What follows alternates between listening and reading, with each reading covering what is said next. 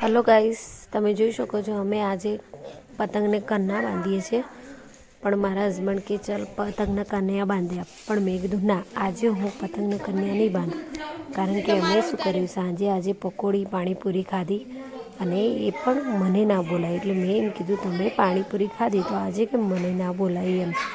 એ બાબતે થોડી બબાલ ચાલી રહી હતી ને આ સાઈડ મારો છોકરો છે ને બાજ લાવ્યા હતા ને તે એને મજા માણી રહ્યો હતો. તો હું આજે કીધું ના, હું કન્ના નહીં બાંધું નહીં.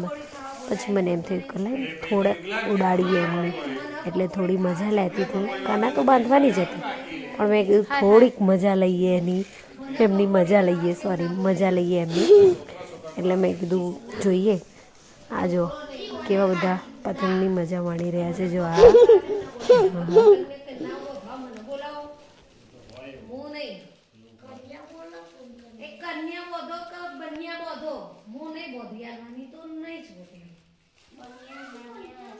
ભાઈ તું અમરે ને હું તારા લે આમ જતો રે વાગો.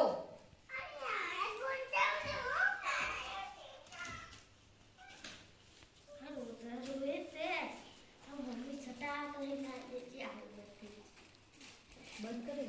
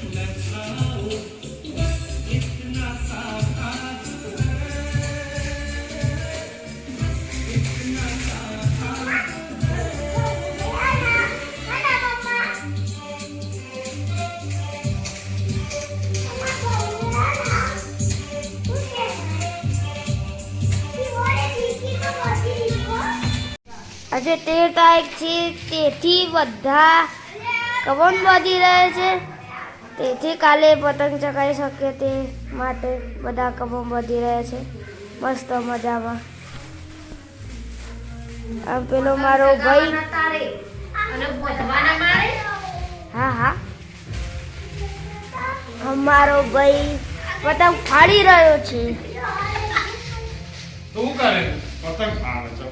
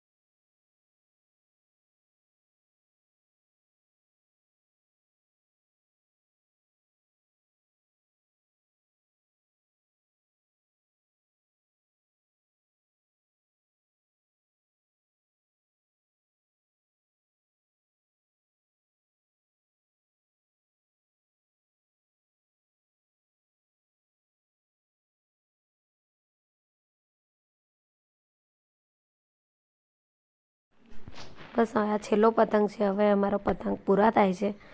Bye guys.